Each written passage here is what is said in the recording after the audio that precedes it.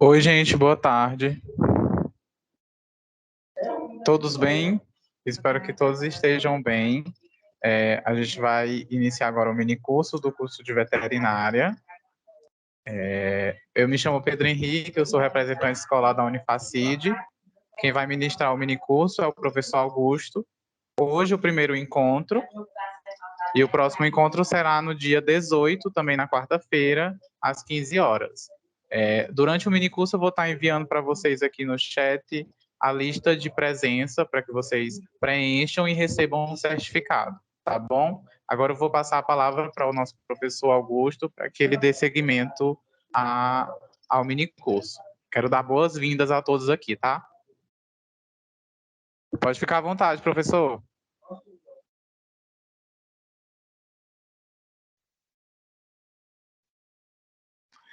A gente está sem te ouvir, professor. Acho que seu áudio está desligado.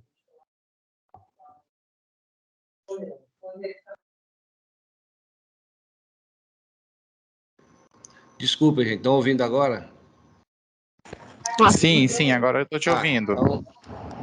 Então, boa tarde a todos. Desculpe aí, é porque eu esqueci, o áudio estava fechado e eu esqueci de abrir. Mas meu nome é Augusto César, eu sou professor da Unifacid e me pediram que eu apresentasse esses dois minicursos para vocês. Hoje, esse primeiro dessa semana, eu vou falar um pouco sobre a carreira da medicina veterinária, né? Vou colocar as possibilidades, né, as perspectivas, onde vocês podem se enquadrar dentro dessa profissão. E na segunda, da outra semana, na próxima semana, aí eu vou falar de um tema mais técnico, né, falar um pouco das doenças, das principais zoonoses, né, e aí a gente vai conversar um pouco mais tecnicamente. Hoje é mais sobre as possibilidades que a profissão pode oferecer para vocês. Pelo que eu entendi, vocês são estudantes do segundo grau que estão aspirando a entrarem na faculdade, não é isso? E esses minicursos seriam para abrir a possibilidade de vocês aventarem a possibilidade de escolher a medicina veterinária. Então, a gente vai ser bem direto e vou tentar passar para vocês essas informações. Ok? Eu vou só compartilhar aqui a tela com vocês. Nós temos 1 hora, então a gente vai ser bem direto. Deixa eu só ver aqui como é que nunca mais eu usei esse programa. Como é que eu vejo aqui? Lá no computador, tá aqui. Vamos lá.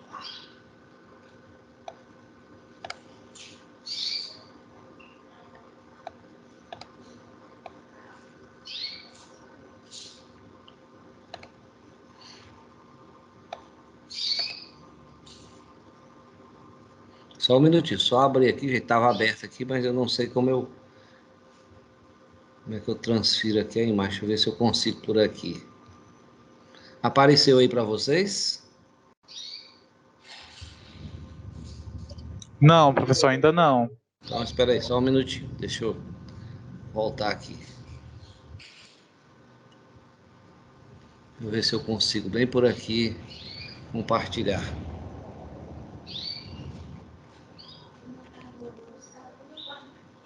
Olá, professor. E agora, apareceu? Sim, professor. Tá ok. Sim, o professor apareceu agora. Então deixa eu só botar em modo de apresentação aqui. Bom, então vamos lá. Eu me chamo Augusto César Evelyn Rodrigues, eu sou professor da Facid há quase 20 anos. Eu digo há quase porque eu não lembro muito bem o tempo, mas eu iniciei junto com a Facid. Quando a Facid iniciou, eu também comecei ainda em outros tempos, em outras administrações, né? Porque quando a Facid começou era ligada a um outro grupo, né? E ultimamente nós estamos vivendo essa era da Facid ligada ao grupo Estácio, ao grupo Aiden, né? O grupo Idomet. Então, eu já tenho esse tempo de casa e eu ministro 2 disciplinas, na verdade 3 disciplinas hoje, porque eu ministrava aula em todos os cursos da área da saúde, enfermagem, odontologia, medicina, fisioterapia, farmácia, biomedicina, né? Então, esses cursos eram que eu ministrava.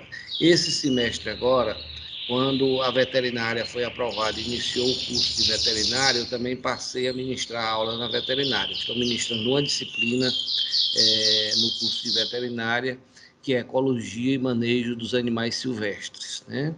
E nos outros cursos eu ministro parasitologia e epidemiologia, são as duas disciplinas que eu trabalho. Então, essa é a minha história dentro da FACIL, né? Eu ministro aula em todos os cursos e esse semestre agora, passei também a ministrar na veterinária. Eu sou médico veterinário, formado aqui na primeira turma da Federal, em 1983, já vou fazer quase 35 anos de formado, e hoje minha profissão é professor. Eu sou professor, né?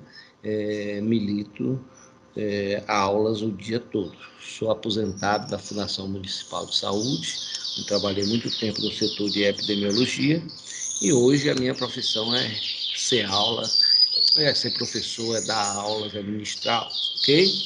Bom, então vamos iniciar sem mais delongas. Me pediram que eu apresentasse, nesse primeiro momento, as possibilidades que a medicina veterinária pode apresentar ou pode oferecer para um estudante que inicia o curso.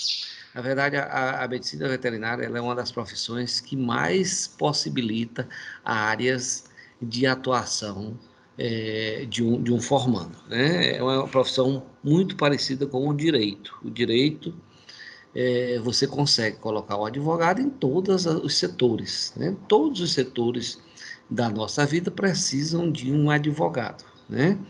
Do mesmo jeito, a medicina veterinária ela tem um campo muito amplo, como vocês vão ver à medida que eu for apresentando aqui os slides. Vocês podem, como é o meu caso, eu trabalhei durante muito tempo na área de saúde pública, né? Mas a gente pode também militar em outras áreas, como é o caso da docência, né? Que eu estou aqui apresentando para vocês dentro da área da docência. Então, tem um campo muito vasto, um campo muito amplo, tá bom? Bom, primeira coisa, vamos iniciar então sabendo o que é preciso saber antes de escolher a medicina veterinária, né? A medicina veterinária é um curso difícil e longo, é um curso de 5 anos, onde você vai ter que ter uma visão geral de todas as áreas, né? Não só a parte técnica, a parte clínica em si, porque apesar de a gente ter que entender da parte clínica, que é o fundamental, né? Como se a gente estivesse formando um médico, né? O médico, ele tem toda uma formação na parte clínica, mas o veterinário, além disso, ele tem que ter um entendimento da parte clínica, mas de uma série de espécies. Enquanto o médico tem uma única espécie para entender a fisiologia, a anatomia, a patologia, né?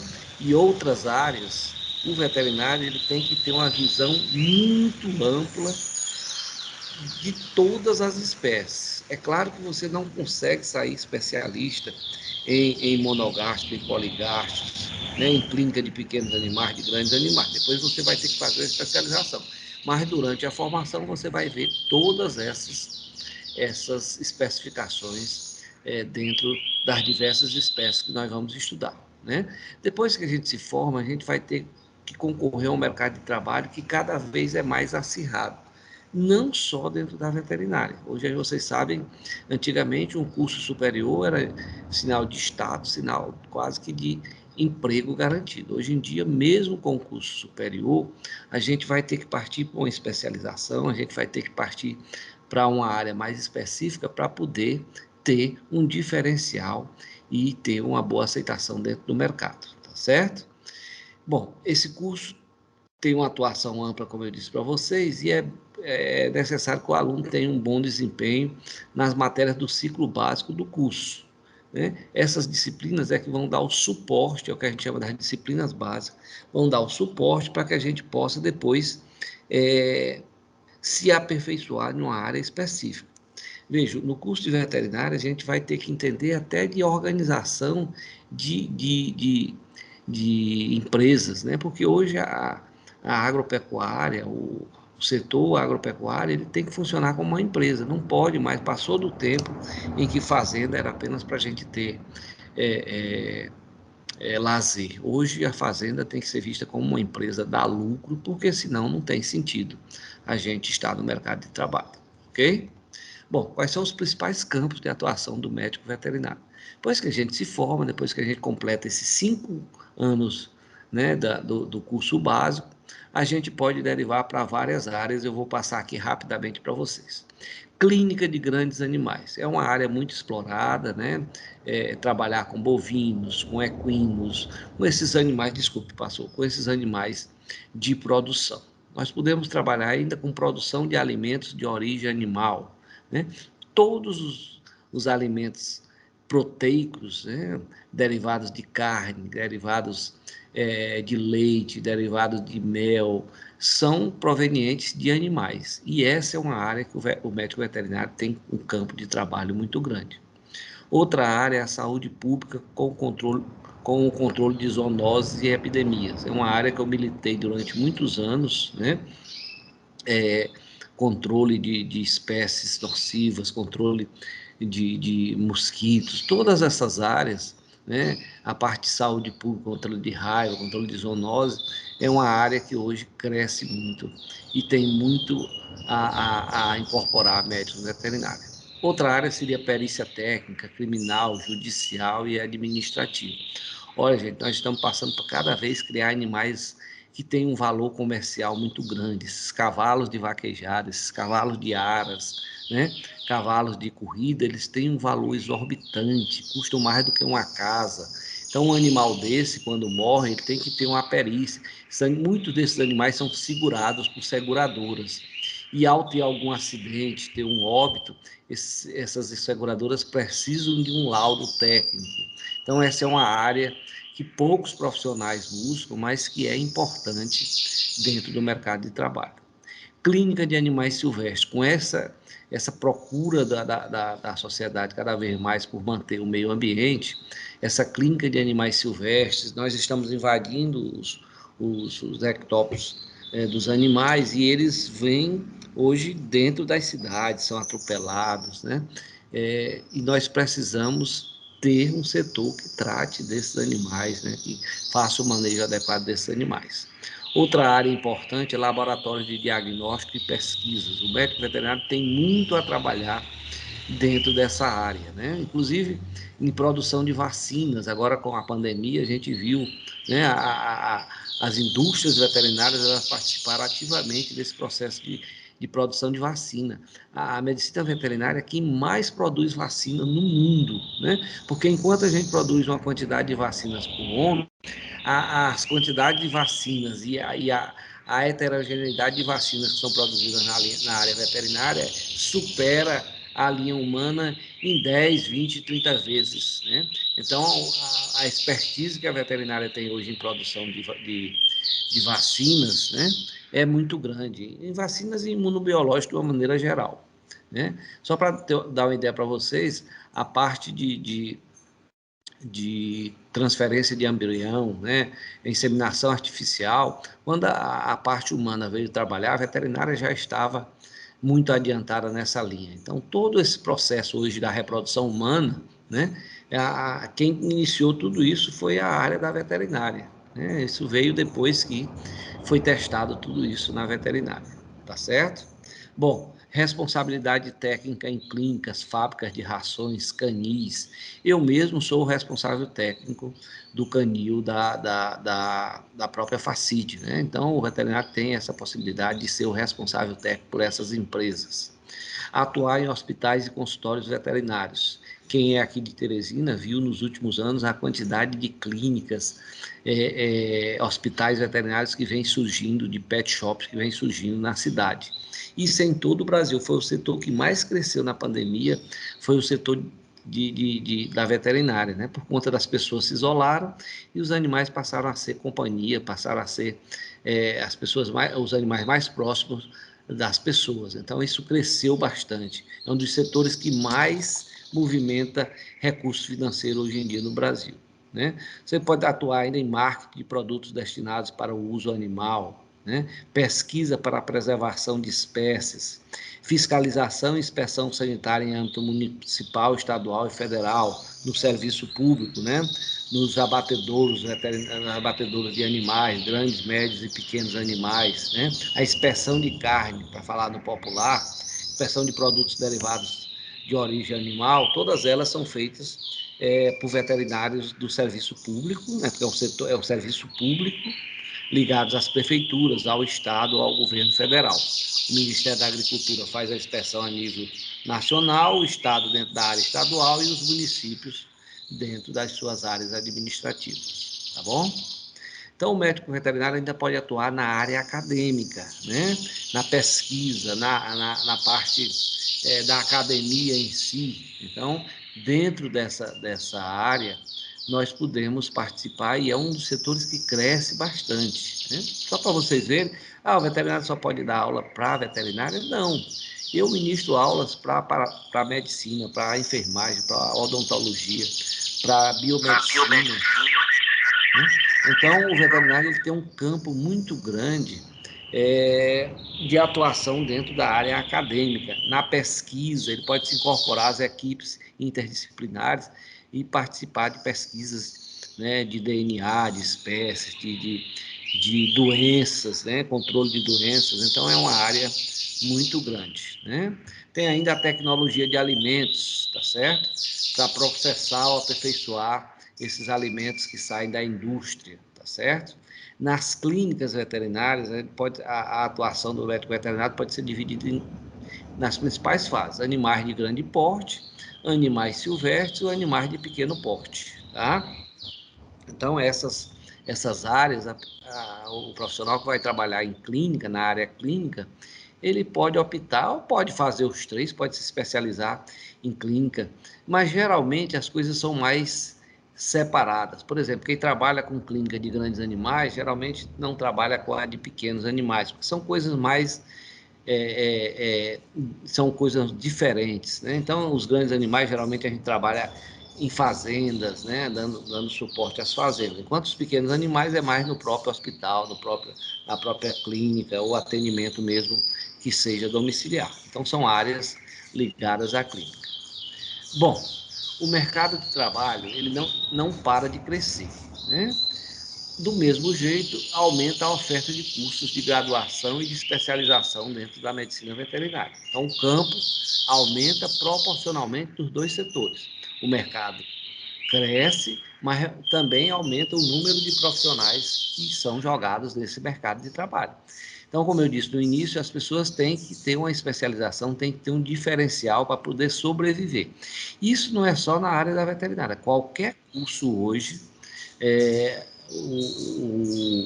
o formando, ao terminar, ele tem que ingressar numa pós-graduação, numa especialização, para que ele tenha um diferencial, para que ele possa concorrer com algo a mais dentro do mercado de trabalho. Então, essa competitividade é muito grande e para driblar esta competitividade, os cursos de capacitação profissional, eles estão aí abertos, né, para que a gente possa participar e ter esse diferencial. Normalmente, na escola, a gente já tem um direcionamento, para aquela área que a gente mais tem atração, para aquela área que a gente mais pretende trabalhar. Mas, às vezes, a gente chega ao final do curso e não tem ainda um direcionamento, né? Não fez nenhum estágio, não participou de nenhum programa dentro dessa área. A gente vai ter que buscar os cursos de capacitação profissional, as pós-graduações, para que a gente possa, então, ter esse direcionamento, né? Bom, quando a gente fala do curso, né, primeira coisa é você escolher o curso que você quer fazer, né? Aí você vai ter que passar por aqueles profissionais que geralmente nos direcionam para aquela área que a gente mais é afim. Escolhida a veterinária, a gente vai ter que depois escolher, então, qual é o campo que a gente vai atuar. Então, a gente vai ver as especificações, que hoje, por exemplo, tem odontologia veterinária, nós temos oftalmologia veterinária, nós temos a parte de diagnóstico por imagem, ultrassonografia, tomografia computadorizada, raio-x. Hoje, a veterinária ela está implantada em termos de exame médico, tão ou mais do que a própria medicina humana. Se vocês frequentarem os novos hospitais que estão abrindo aqui em Teresina, todos eles têm uma parte de diagnóstico por imagem que poucos hospitais públicos têm, né? Então, é uma área onde o diagnóstico está crescendo, onde o diagnóstico tem absorvido muita mão de obra nessa parte de diagnóstico por imagem, certo? Bom, então vamos lá. Aqui uma relação de áreas, né? Eu falei em grandes áreas, agora eu vou esmiuçar mais essas áreas onde o médico veterinário pode se inscrever e trabalhar. Clínica de grandes e pequenos animais, cirurgias de grandes animais, cirurgia em médios e pequenos animais, cirurgia de aves, de peixes, cirurgia de carnívoros, né? Só um minutinho, gente, por favor. Cirurgia de carnívoros, né? Professor, cirurgia de peixes. Gente, hoje a parte da piscicultura, ela é um dos setores mais importantes de geração de emprego e renda, né? Então é necessário, às vezes, os grandes reprodutores, os animais que têm uma linhagem boa, eles necessitam, às vezes, de processos cirúrgicos. Então se faz cirurgias em peixes e outras espécies. A anestesiologia, né? Os veterinários hoje, nas clínicas, eles precisam, assim como no hospital tem o anestesista, as cirurgias veterinárias são acompanhadas hoje pelo cirurgião e o anestesista. Então é uma área que você pode dar suporte a vários hospitais, a várias clínicas. Você vai só do momento da cirurgia, né? Laboratório de diagnóstico é outra área muito importante.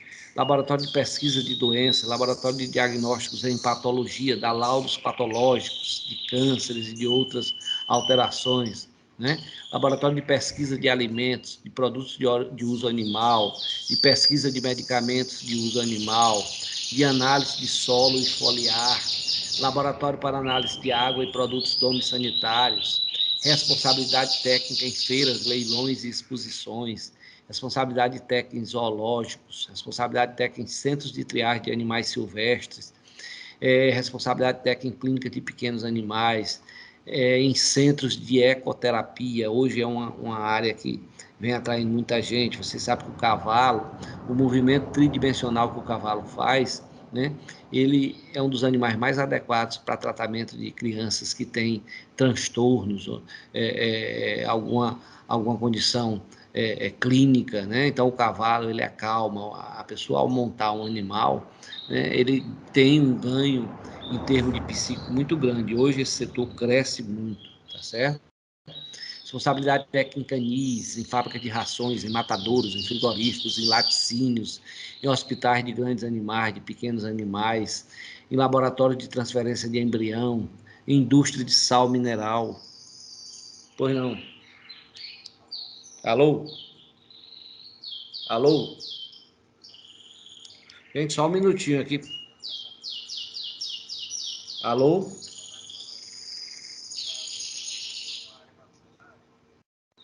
Não entendi. Pode repetir?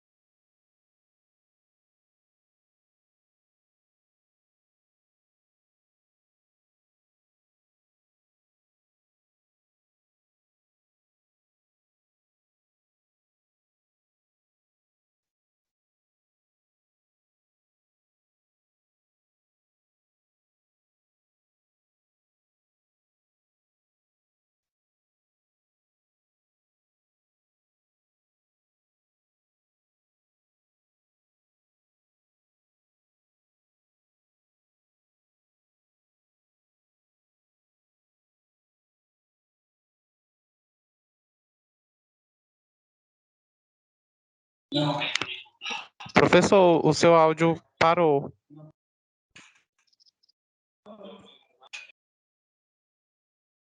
Não, aqui você desativou o áudio. Professor, está desativado o seu áudio. Pronto, gente. E agora, estão me ouvindo? Sim, sim. Sim, professor, Desculpe. melhorou. Desculpe, é porque eu estou aqui na área aqui de casa e eu tenho 2 canários belgas, o Nicolau e o Bin Laden, eles fazem uma zoada enorme. Eu pensei que não estivesse atrapalhando, tá? Mas eu já providenciei aqui para outra área para não atrapalhar. Deixa eu colocar de novo aqui, então, a imagem para a gente continuar. Eu tive que tirar aqui a imagem.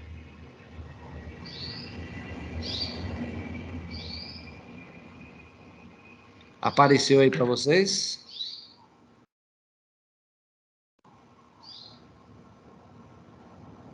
Não, a apresentação ainda não, professor. A gente teve algumas perguntas aqui. Eu deixo para o senhor responder ao final? No final, tá? Eu vou só terminar aqui. Deixa eu só tentar colocar a imagem de novo aqui para vocês. E por que não está Apareceu, aparecendo? professor. Hã? Apareceu a Apareceu? imagem. Pronto, então vamos lá. Aí no final eu respondo as perguntas, ok? Então, como eu falava, Tá bom. responsabilidade em várias áreas. Produção de matrizes, de ovos, de produtos veterinários, indústria de medicamentos, suinocultura, cooperativas, supermercados. Os supermercados, eles têm que ter... Setores que vendem alimentos que têm produtos de origem animal, tem que ter um responsável técnico. Apicultura, aquicultura, laboratório de bromatologia, matadouros, frigoríficos, né? Então, todas essas áreas, não vou ler todas porque é muito extenso, vou passando aqui para vocês verem a quantidade de áreas em que o médico veterinário pode trabalhar, né? Chegando até a parte de perícia criminal estadual, federal, administrativo, judicial, né? Às vezes o juiz, um animal desses de valor inestimável, aparece morto, né? E o juiz ou questões envolve a justiça e é preciso um veterinário para dar um laudo, né, um laudo pós-mortem de um animal desse, um laudo patológico. Então essa é uma outra área que a veterinária pode trabalhar, né?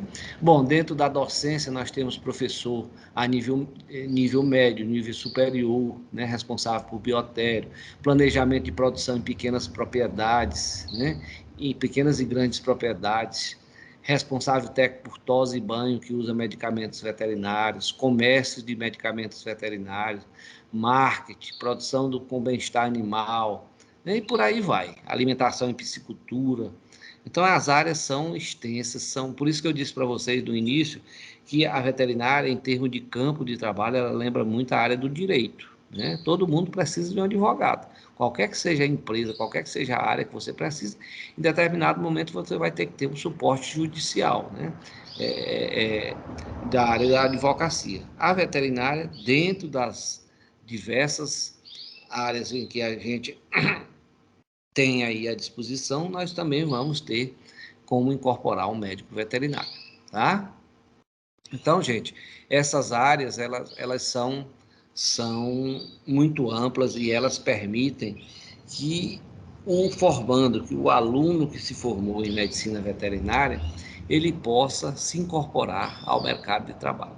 Professor, e isso dá dinheiro? Hoje em dia é muito comum a gente perguntar, bom, eu vou me formar no curso tal, porque esse curso dá dinheiro. Todos nós dependemos de uma renda, todos nós vivemos na dependência da renda que a gente alcança através do nosso trabalho, né? É claro que a veterinária, assim como outras profissões, depois eu vou mostrar um quadro em termos de salarial para vocês, ela é uma profissão que pode dar muito dinheiro, pode não dar também, né? Vai depender muito da atuação, da especialização que o futuro formando tenha, né? A gente tem, em termos médios, uma tabela, deixa eu ver se está aqui. Aqui é mais a parte de atuação, né? A parte na saúde pública, foi a área que eu mais militei na minha vida, né? Além da docência. O veterinário, então, atuando dentro dessa área da saúde pública, né?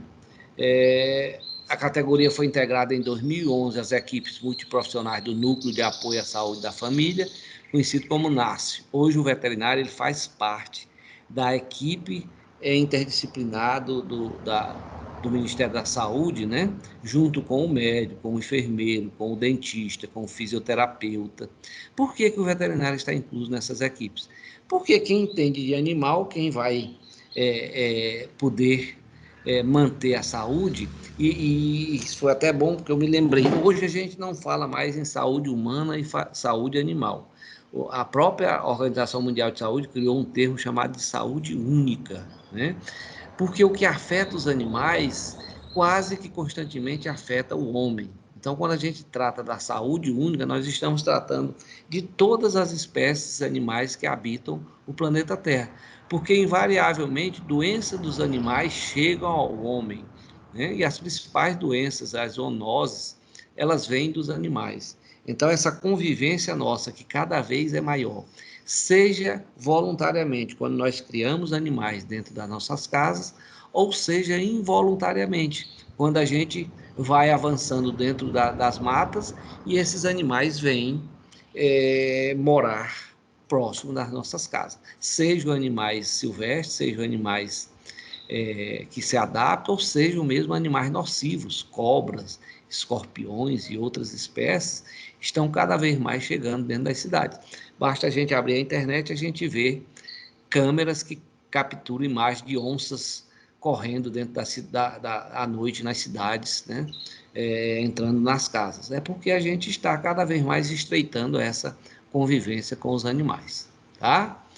Bom, aí seria a Missão Nacional da Saúde Pública Veterinária, o textozinho que sintetiza qual é a missão da veterinária. Os contextos de desenvolvimento do SUS, dentro da urbanização, das mudanças ambientais, da incorporação tecnológica, difusão de informação e outros são processos, são contextos que o SUS prega, né? Eu estou falando do SUS só para mostrar para vocês a importância do veterinário dentro da saúde pública, né? Vocês sabem, não sei se vocês já estudaram isso, né? Quem estuda epidemiologia vai saber disso. Nós estamos passando por um processo de envelhecimento da população, é a chamada transição demográfica. Em 2005, nós tínhamos uma pirâmide etária desse formato, com a base larga, muita gente nas idades menores, pouca gente chegando às idades maiores, né? A partir dos 50, 60, 70 anos. 2030, a nossa pirâmide etária vai estar assim, né? Ela vai passar dessa fase de um triângulo para uma fase quase que de um bojo, né? Ou seja, menos pessoas vão nascer aqui, porque a fertilidade vem diminuindo no Brasil e no mundo, mas as poucas pessoas que nascem aqui, elas vão conseguir viver muito, porque nós melhoramos as condições de vida, de educação, de higiene, né? De acesso a antibióticos, a vacinas. Então, as pessoas que nascem hoje vivem muito. E a ponta da pirâmide ela está se alargando, porque hoje a expectativa de vida no Brasil de hoje é de 72 anos para as mulheres. Então, as pessoas vivem mais. Tudo isso traz uma carga tripla de doenças. Nós ainda temos as doenças infecciosas com importância muito grande, principalmente no norte e no nordeste, mas nós temos agora que tratar de doenças crônicas e da violência que vem com o crescimento das cidades. Então, essa tripla carga de doenças cada vez mais nos expõe a essas condições. Aí nós temos que ter, aqui é uma parte mais voltada para o SUS, é de uma outra aula que eu apresentei, né? Mas nós temos que romper modelos de produção da saúde embasados nos paradigmas biomédico, curativo, hospitalocêntrico e medicalizante, né? Antigamente, até o advento do SUS, nós tínhamos um modelo chamado de hospitalocêntrico. O governo criava hospitais para atender as pessoas quando adoecessem. O SUS veio mudar esse paradigma. Hoje o que a gente faz é prevenir as doenças para evitar que os hospitais não fiquem tão cheios, né? Essa é a visão moderna que o SUS apresenta.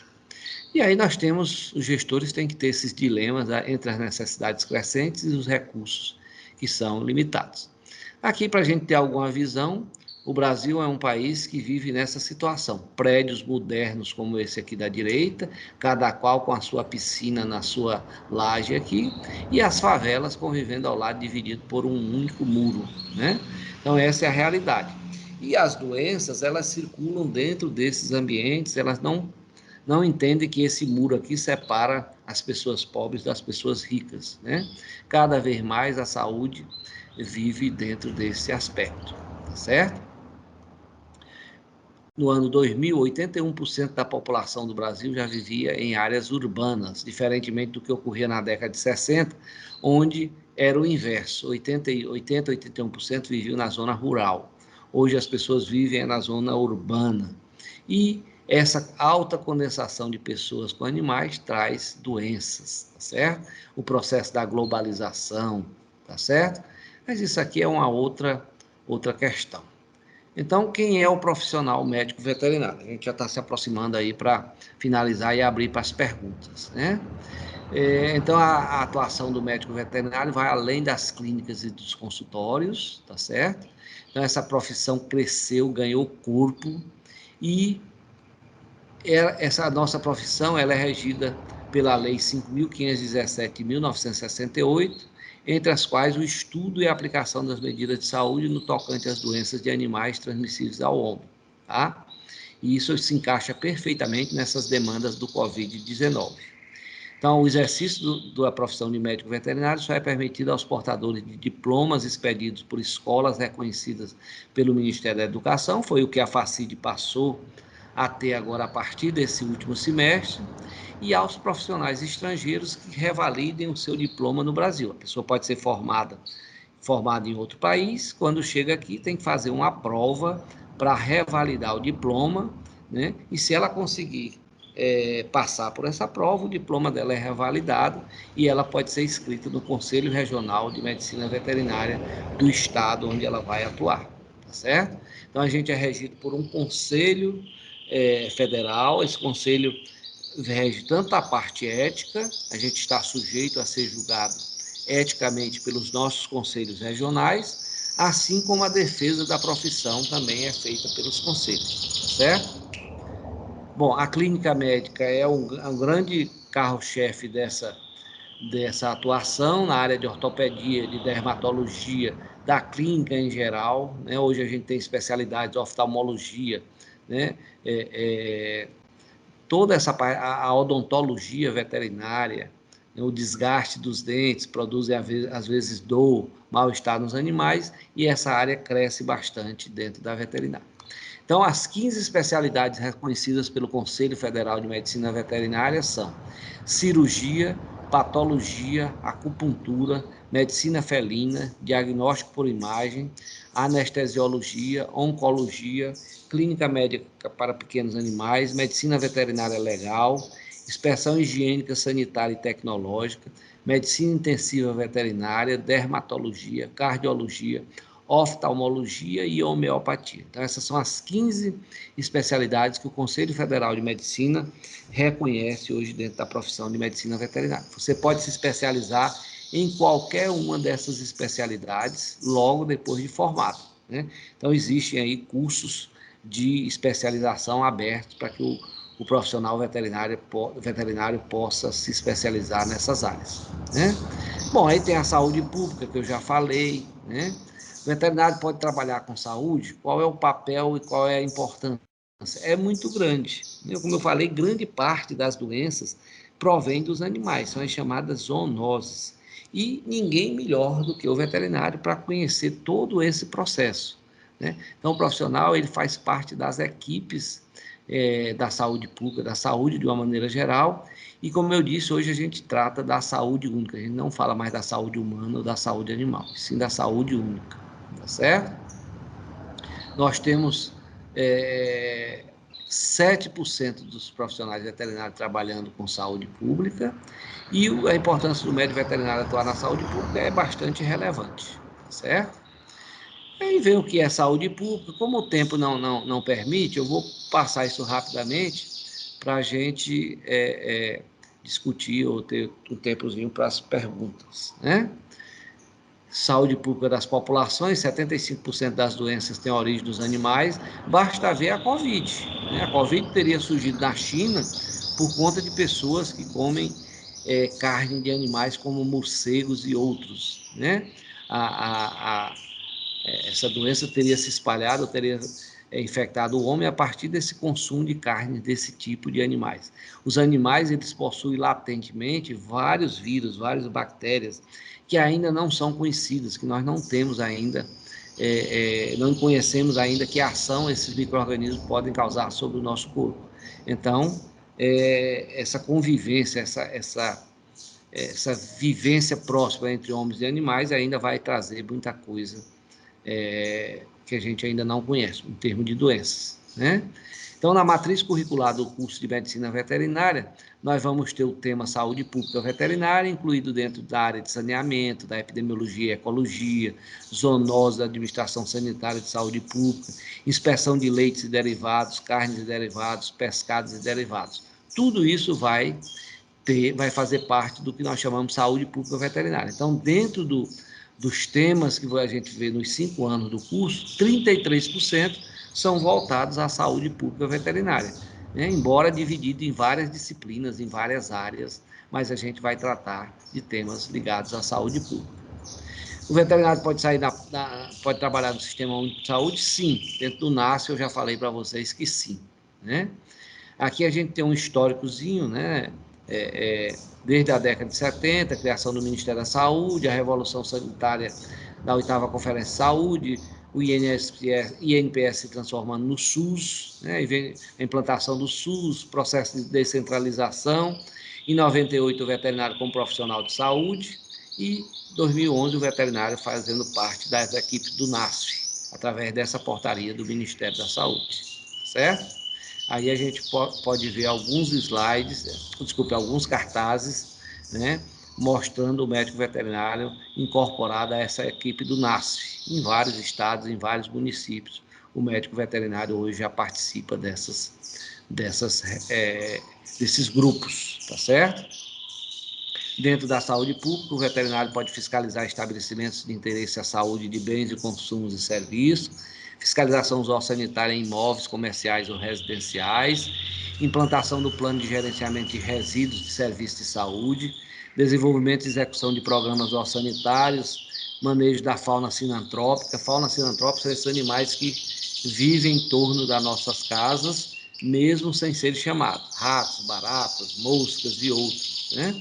Ação integrada com as vigilâncias e controle social do SUS, tá certo? Aqui tem outras informações, os gráficos, eu não vou passar tudo isso, porque senão a gente não vai ter tempo, e em outra oportunidade a gente pode discutir mais sobre essa parte. Eu teria aqui alguns cartazes mostrando aí a ação do veterinário nas equipes do NASF, né? Aqui outros cartazes falando um pouco dessa ação. Mas eu teria aqui, eu acho que mais no final, deixa eu só passar rápido aqui para falar só um pouquinho sobre... Pronto, aqui. Aqui nós temos segmentos de empresas, por exemplo, atividades veterinárias, comércio varejistas de animais vivos e artigos para alimentos para animal de estimação, e por aí vem as ações. Aqui a gente tem as jornadas médias que os profissionais executam por cada tipo de empresa, né? Piso salarial, ou seja, o mínimo que um médico veterinário recebe, a média salarial do Brasil, aqui é calculada em todas as empresas, o teto salarial, o salário por hora e o total, né? Então, aqui é um quadro que mostra essa parte de termos salariais, que é importante para quem entra numa profissão, né? De acordo com a pesquisa de salário com Brasil do CAGED, né, com base em salariado de 285 profissionais, o salário inicial para o médico veterinário numa faculdade hoje é de 3.419 mensal para uma jornada de 40 horas semanais, né? É claro que, à medida que você vai incorporando especializações, tecnologias, esse salário também tende a aumentar, né, de acordo com a capacitação que você vai alcançando. Aí tem aqui o que o médico veterinário faz, quanto ganha um médico veterinário concursado, aqui é parte de salários, mas isso aqui a gente não tem tempo de discutir, isso aqui foi de uma palestra maior que eu apresentei em outro momento. Então, gente, basicamente era isso que eu queria apresentar para vocês, né? E a partir de agora eu me coloco aí à disposição para as perguntas que vocês possam vir a ter, ok? Muito obrigado. Professor, boa tarde, é o Pedro. Boa tarde, Pedro. Pedro, só um minutinho. Tivemos algumas Renan? Renan? Tô bem lá, Pedro. Pois não, Pedro, pode dizer. Nós tivemos algumas perguntas aqui no chat. Eu vou falar aqui para o senhor responder as Vá pessoas que passando, que aí eu perguntaram, vou tá bom? respondendo, tá bom, Pedro? Ok. Teve uma pergunta que foi a seguinte: podemos entrar na clínica de animais de grande porte e encaixar na parte de reprodução? Sim, a clínica ela envolve também a parte de reprodução. Você pode trabalhar em clínica e na reprodução. Muitos profissionais incorporam essas duas áreas. Você trabalha em clínica, por exemplo, dando assistência a uma fazenda na parte clínica, que seria a parte de prevenção e controle de doenças, né, diagnóstico e controle, e a parte de reprodução. Então, você implanta um programa de reprodução, de inseminação artificial, ciclagem das fêmeas, porque hoje as grandes fazendas, elas não trabalham mais com aquele sistema tradicional dos animais ao pasto, ou seja, você deixa a reprodução com as fêmeas e os machos. Hoje, uma fazenda que trabalha, ela diminui os custos como? Fazendo inseminação artificial. Você compra o sêmen e insemina as fêmeas, porque aí você deixa de criar o touro, o animal que é um animal geralmente que dá um, um custo financeiro muito grande. E você, no lugar do touro, você vai ter apenas um profissional para fazer a inseminação das fêmeas. Pois não. Desculpa atrapalhar. Essa pergunta que responderam é minha. A reprodução se encaixa em bovinos e equinos? Bovinos, equinos, em várias áreas. Hoje você faz reprodução em várias áreas, em piscicultura, né? Faz inseminação, retiradas de ovos em peixes, inclui várias áreas. Você pode trabalhar dentro da equinocultura, da bovinocultura, da caprinocultura, da equinocultura, né? Várias espécies a gente Mas trabalha hoje com reprodução. teria como se encaixar em duas, por exemplo, eu quero fazer reprodução de bovinos e equinos? Você pode ter suporte, se você como clínico, atendendo às fazendas, aos aras, né, aos criatórios desses animais, você pode fazer o processo da reprodução. É um processo que quem tem, não vou dizer que é simples, é um processo que você tem que passar por um aperfeiçoamento, mas a anatomia geral é a mesma, né? A inseminação em si, a fisiologia dos órgãos reprodutivos, tanto do macho como da fêmea, eles têm o mesmo princípio. Varia um pouco de espécie para espécie, mas você tem como trabalhar em várias espécies ao mesmo tempo, fazer inseminação em caprinos, fazer inseminação em equinos, em bovinos, e trabalhar com a parte clínica. Isso não, uma não descarta a outra, você tem como trabalhar em várias espécies ao mesmo tempo. Ok? Como é seu nome, que fez a pergunta, por favor? Meu nome é João Pedro.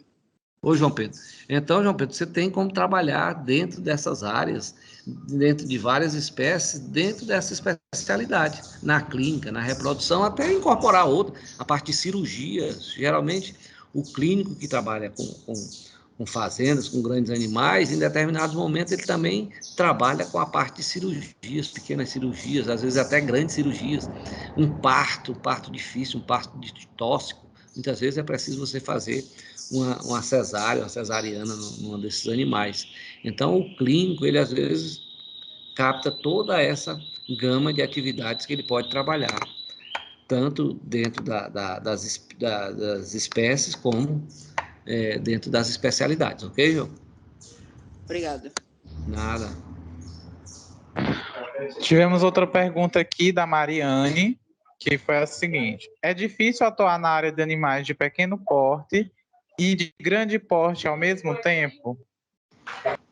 Mas, Mariana, eu não diria que é difícil, eu diria que fica meio, às vezes, difícil de você atuar dentro desses dois segmentos. Porque, como eu disse, normalmente o clínico de pequenos animais ele trabalha mais ligado à clínica ou a hospitais, né? Enquanto que o de grande porte, ele trabalha mais a nível de fazendas, então ele tem que se deslocar, ele tem que ir até onde os animais estão. Não diria que é impossível, mas hoje em dia essas especialidades elas estão se distanciando uma da outra. Geralmente o clínico de pequenos, né, até em termos de fisiologia, é completamente diferente. Os pequenos animais, cães e gatos, né, têm uma fisiologia. Os grandes animais, os bovinos, né, em termos de reprodução, de aparelho digestório, são animais poligástricos, né? Tem uma outra fisiologia, tem um outro processo de se abordar as doenças. As doenças são, na grande maioria, diferentes de uma para outra. Então, quem se especializa em pequenos animais, geralmente não trabalha com grandes. Numa cidade pequena, onde só tem um veterinário, às vezes ele tem que fazer isso tudo. Tem que trabalhar, mas nunca você vai ter uma especialização plena dentro de uma área. Quando você é clínico geral, aí você tem um conhecimento superficial de todas as espécies, de todas as áreas, mas muito pequeno, diferentemente de quando você se especializa dentro de uma área, como, por exemplo, só clínica de pequenos, ou só clínica de grandes, ou só cirurgia, tá certo? Não diria que é impossível, mas hoje em dia as coisas estão tendendo a se afastar um do outro. Então, tem o clínico de pequenos e o clínico de grandes. Ok, Marina? Agora a gente tem uma pergunta da Letícia. Em relação às áreas de atuação, posso fazer parte de todas elas em um hospital de pequeno porte? Odontologia, cardiologia, etc. Você pode fazer várias especializações, né? De modo que dentro de um hospital você atenda várias áreas, né? Normalmente não se tem isso. A pessoa, quando parte com a especialização, ela normalmente tende a fazer uma, né, e se especializar mais naquela área. Por exemplo, a anestesiologia, anestesistas, né, os anestesistas, anestesiologia. Ele fica só trabalhando dentro dessa área. Então, eles vão para as cirurgias nos hospitais, são chamados para, durante aquela cirurgia, ele fica monitorando todos os passos. Mas a área da cardiologia, a área da odontologia, a área da oftalmologia, né, você pode ter um conhecimento, pode até atender, mas nunca você vai ter uma especialização plena. É melhor você trabalhar com áreas mais definidas e a partir daí você vai ter até um ganho financeiro maior, porque todos os casos dentro daquela área você vai ser chamado porque você é reconhecido no mercado como um profissional capacitado dentro daquela área. Se você abrir para muitas especializações, você vai terminar tendo uma especialidade mais superficial, né? Não tão aprofundado dentro daquelas áreas, ok? Mas pode. Certo, Letícia? Temos outra pergunta aqui da Letícia, que é a seguinte: quais são os animais encontrados em clínicas, além de gatos e cachorros? Posso atuar com peixes e roedores nessa mesma área? Olha, numa clínica, quem trabalha em clínica se surpreende às vezes com a possibilidade de espécies que chegam, né? Eu já vi em clínica pessoas levarem jabutis, já vi em clínica as pessoas levarem animais silvestres, tem gente que cria animais silvestres em casa, apesar da proibição, né? Hoje em dia com essas proibições do IBAMA, mas tem gente que cria, né?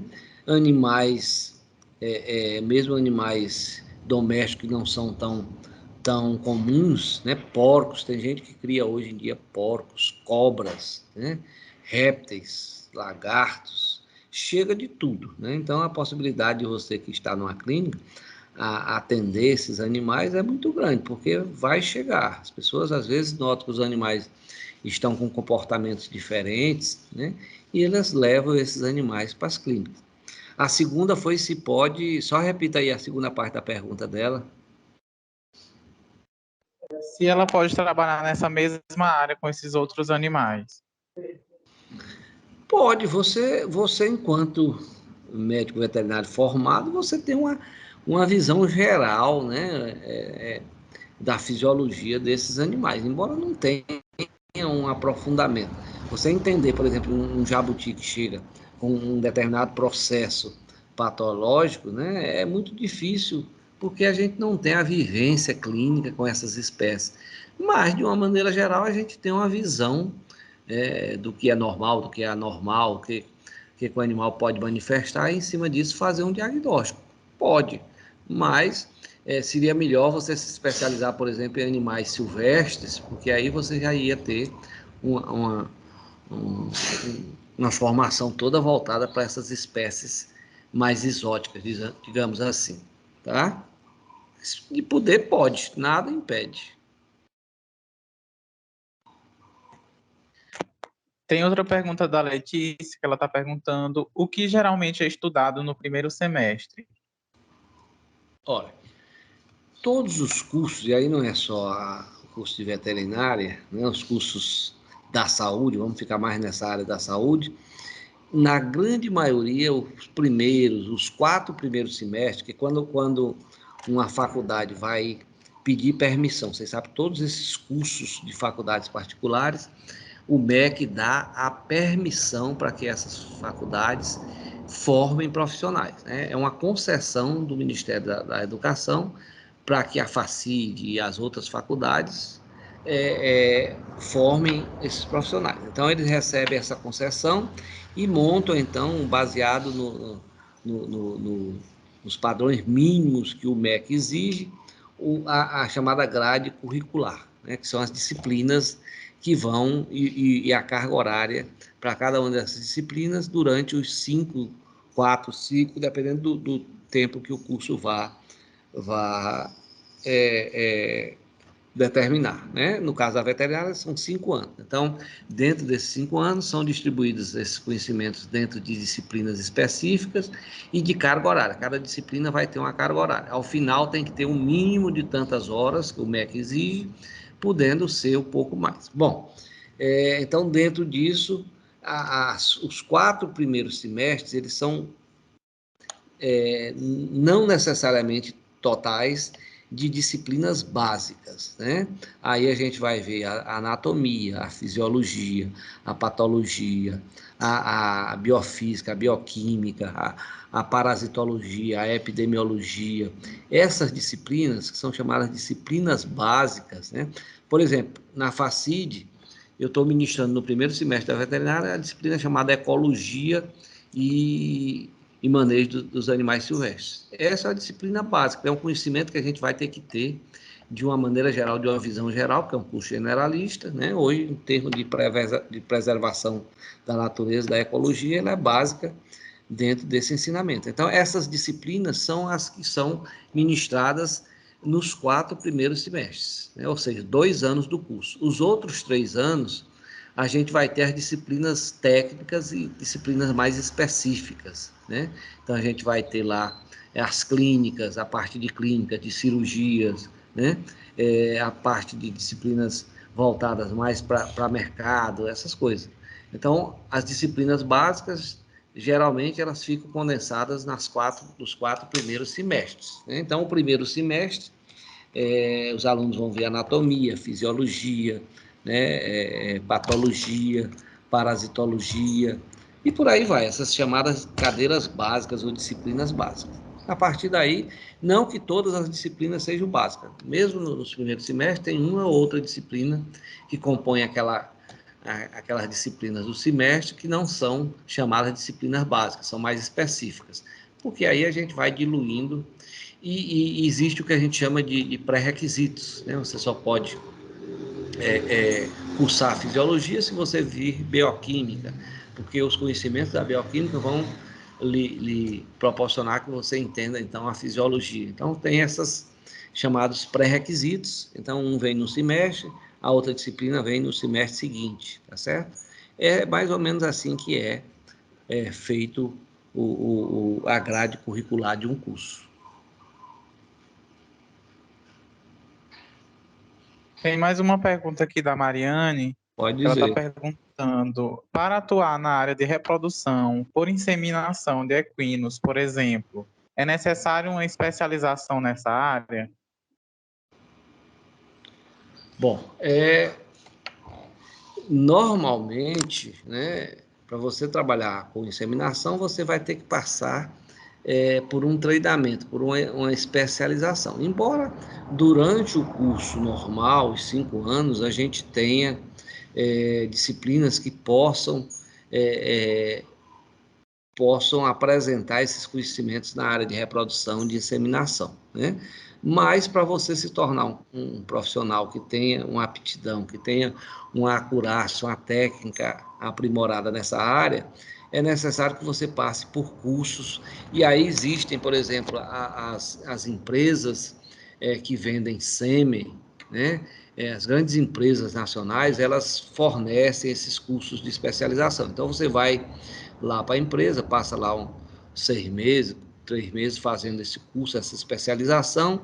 Lá você treina bastante, e a partir daí você recebe o seu certificado e pode atuar dentro da área da inseminação. Embora não necessariamente a gente tenha profissionais que não têm essa formação de especialista nessa área, mas trabalham na área, né? As pessoas às vezes desenvolvem essas aptidões mesmo sem a necessidade de fazer um curso de especialização. Mas é bom que a gente sempre passe por esse conhecimento, porque isso dá uma destreza, dá uma capacidade maior de você atuar nessa área, nesse mercado, dentro dessa área. Ok, Maria?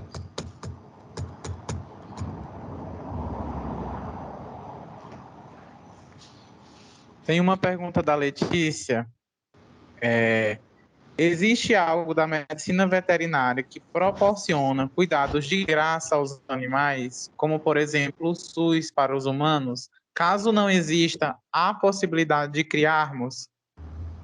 Bom, Mariana, em vários municípios, em vários estados, são implantados os chamados centros de controle de zoonoses, né, em que o atendimento muitas vezes é gratuito. Mas esses centros, geralmente, a atenção ou o atendimento são feitos para a parte de controle ou prevenção ou tratamento de doenças transmissíveis dos animais aos homens. Então, é mais uma área mais específica para controle, tratamento e prevenção de doenças.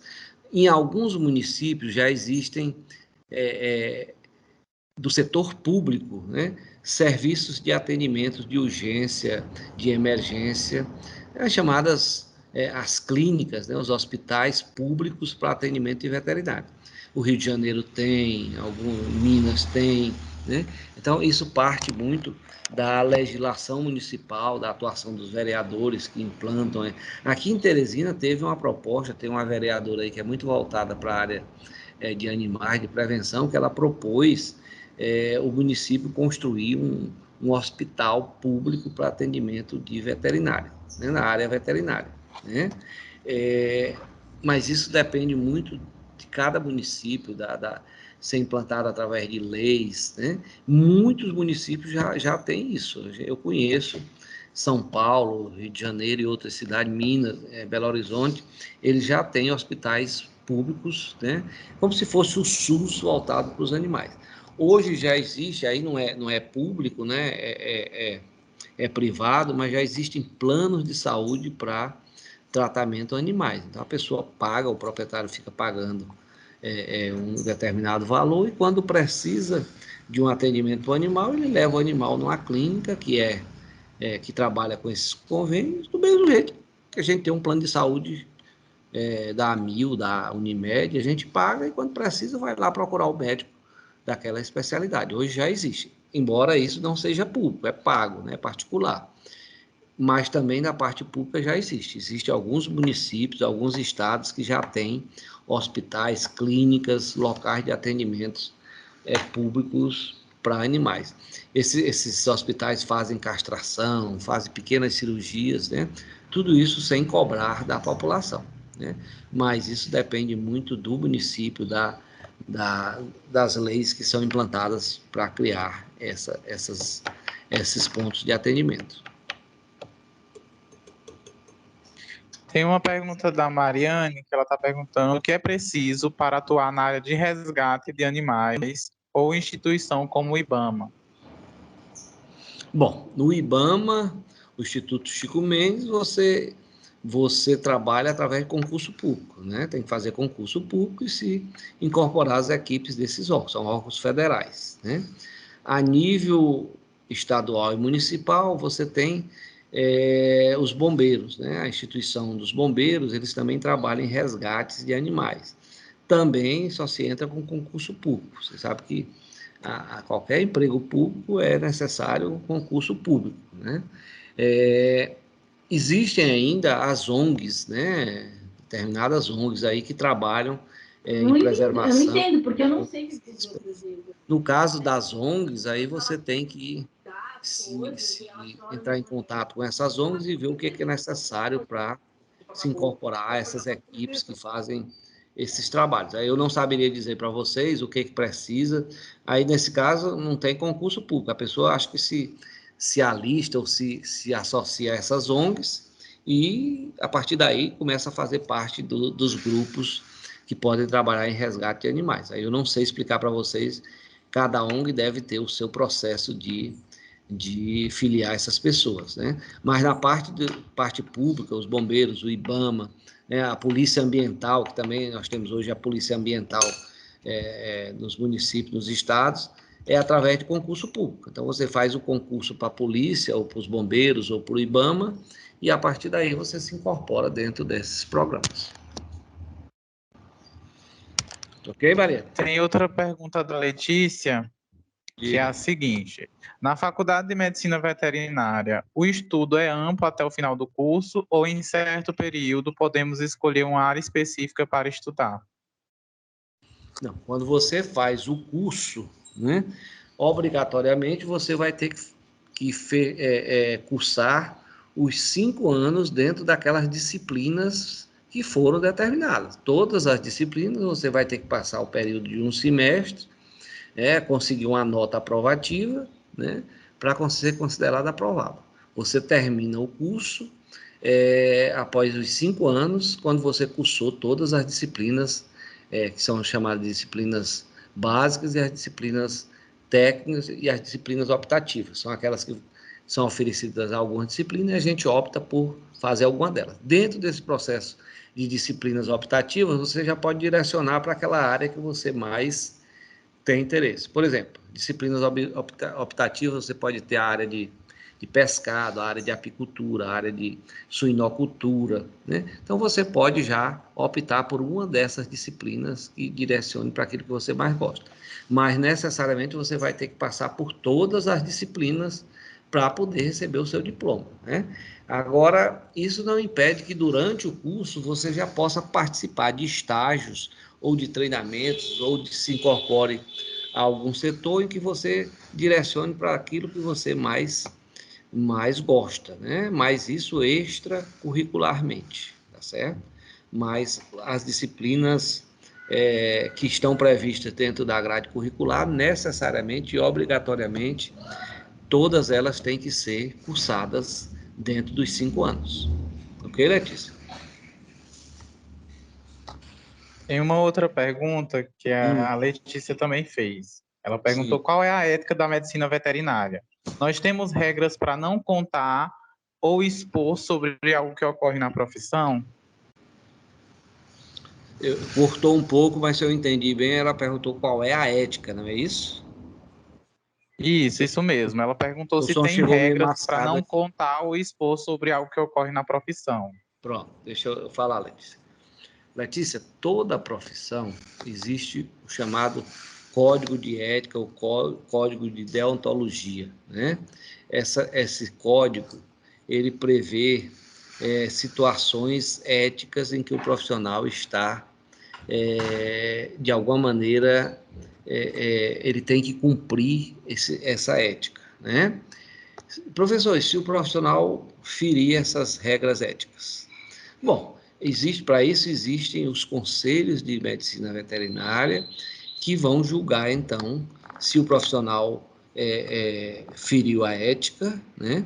E dentro desse julgamento, podem ter várias punições, advertências, né, suspensão ou mesmo cassação do registro. A pessoa não pode mais exercer a profissão quando o conselho assim definir, né? Então, essas regras éticas, a gente tem, inclusive, muitos cursos possuem a disciplina ética, ou regras éticas da profissão, né? Então, a gente vai aprender, vai conhecer quais são essas regras éticas que a gente não pode ferir, né?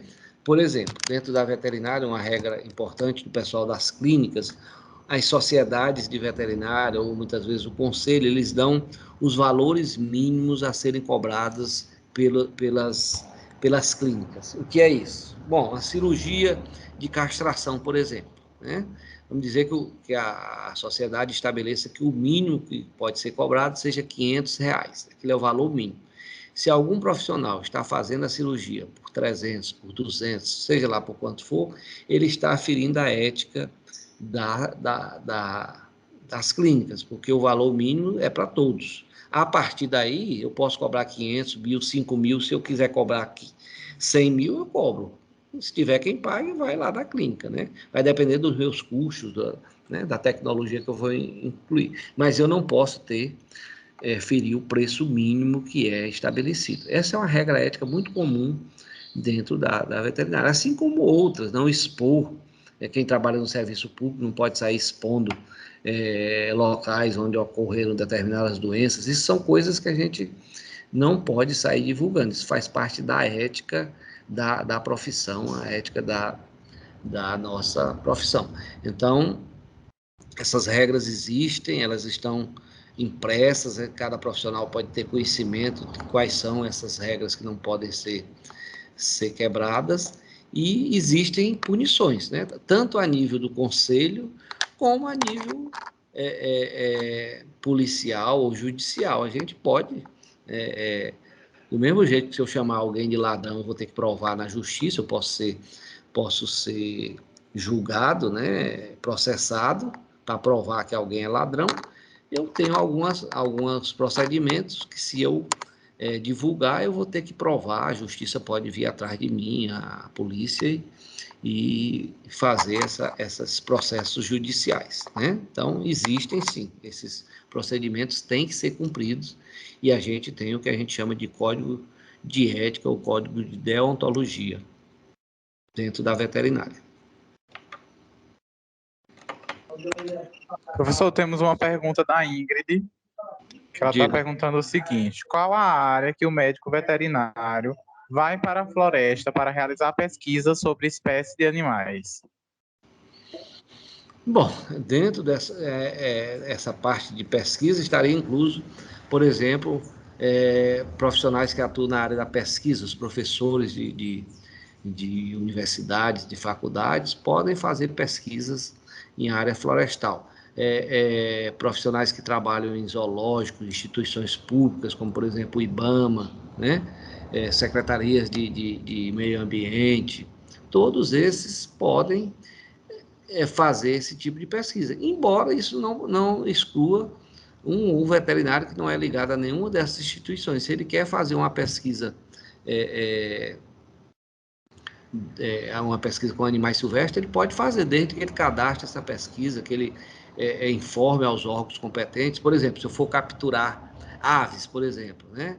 Quero ver determinada biologia de uma espécie, eu vou ter que capturar essas aves. Eu tenho que comunicar ao IBAMA, que eu vou botar redes, né, armadilhas, porque a gente vai capturar esses animais. Então, desde que eu faça todo o processo, né, legal, passando o projeto pelo IBAMA, né, dizendo onde eu vou atuar, o que é que eu vou fazer, qualquer profissional pode atuar em pesquisa nessa área, né? Não tem especificamente uma especialidade só que vai fazer isso.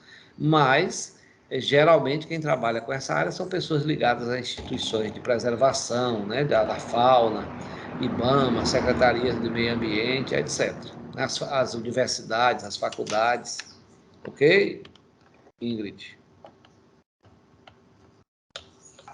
Professor, a última pergunta aqui da Emily. que ela perguntou: quando falamos da área de animais de pequeno porte, estamos falando de qual conjunto de animais? Bom, geralmente quando a gente fala em pequeno porte, os mais numerosos, os que mais buscam atendimentos em clínica é cão e gato, né? Esses são o carro-chefe, vamos dizer assim. Mas dentro desse termo pequenos animais, a gente pode ter espécies como, por exemplo, roedores, coelhos, ratos, né? Pequenas outras espécies, répteis, até cobras, né? Entram dentro desse grupo chamado de pequenos animais.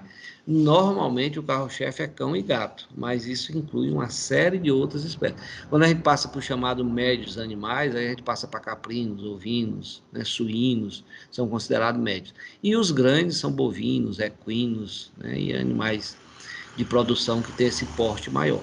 Os pequenos geralmente são cães e gatos, mas isso inclui coelhos, roedores, répteis, né, cutias. Eu já vi chegar em clínica cutias e outras espécies que podem chegar dentro de uma clínica, dentro desse campo que a gente denomina pequenos animais.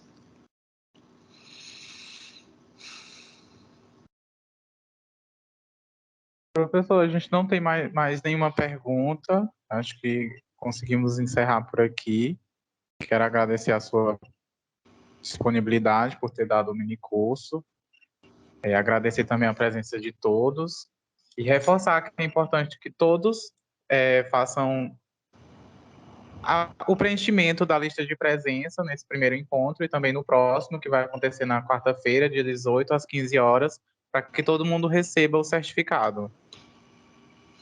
Ok, Pedro Henrique, eu agradeço a você, agradeço aí aos alunos que tiveram aí acompanhando, né? Na verdade, não foi nenhuma palestra, foi mais uma conversa informal, convidando a todos e outros que possam se incorporar. Na próxima semana eu vou falar de uma parte mais técnica, vou falar das principais zoonoses que acometem o homem, né? E vai ser uma aula um pouco mais técnica, diferentemente dessa que foi mais uma apresentação de campos de trabalho, de atuação da medicina veterinária.